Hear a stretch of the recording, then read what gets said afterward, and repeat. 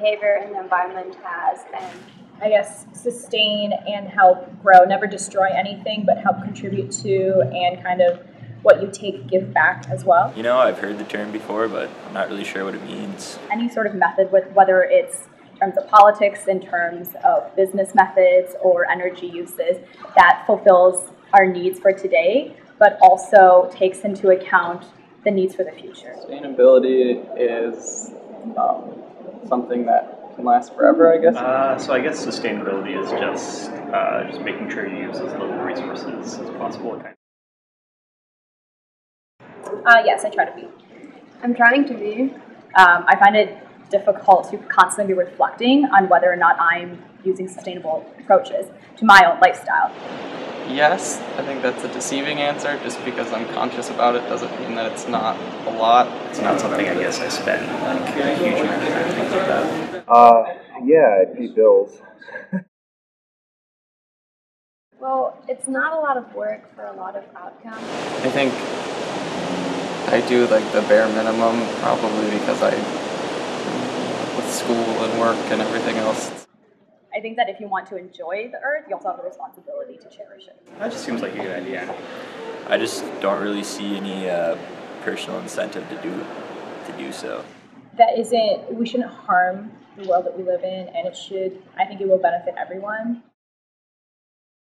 Cool Choices is a nonprofit based in Madison, Wisconsin, and we work with businesses and organizations across the country, really, to help their employees or students within their community adopt more sustainable practices.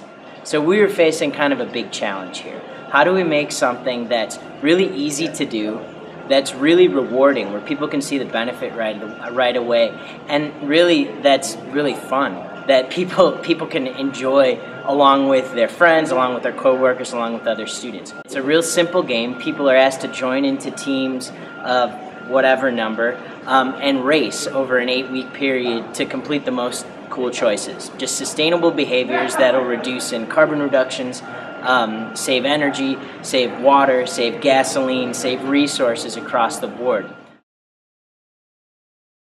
I think it would definitely be helpful, because I think one of the problems right now is that sustainability isn't an idea that's embedded in our culture. It is something that we think about as a different category outside of a lifestyle.